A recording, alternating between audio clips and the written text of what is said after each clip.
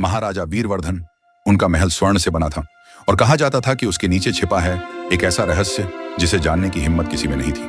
राजमहल के पीछे एक पुराना कुआं था जिसे नागकुंड कहा जाता था। लोक कथाओं में माना जाता था कि इस कुएं की गहराइयों में नागमणि छिपी है, एक ऐसी मणि जो अमृता, अपार धन और अद्वितीय शक्ति देती है।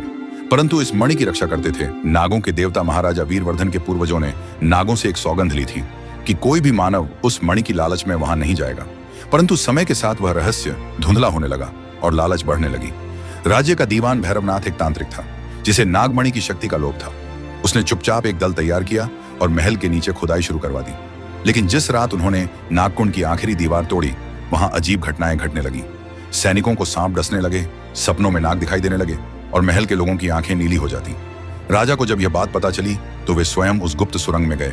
वहां उन्हें नागराज वासुकी की प्रतिमा मिली जिसके चारों ओर अग्नि जल रही थी।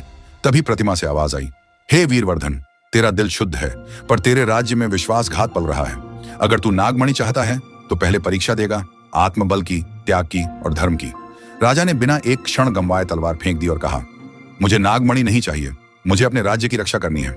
राजा के इस त्याग से नागराज प्रकट हुए और बोले, जिसे त्याग आता है वही सच्चा राजा है। नागमणि की शक्ति अब तुझ में समाहित होगी, पर यह शक्ति तू अपने लिए नहीं, प्रजा के लिए उपयोग करेगा। उस रात के बाद भैरवनाथ गायब हो गया और नागकुंड सदा के लिए बंद कर दिया गया। राजा वीरवर्धन की गाथा दूर दूर तक फैली, एक ऐसे राजा की जिसने शक्ति को ठुकराकर धर्म को अपनाया। और कहते हैं नागगर में आज भी पूर्णिमा की रात महल के पास नीली रोशनी चमकती है जो नागमणि के तेज का संकेत है।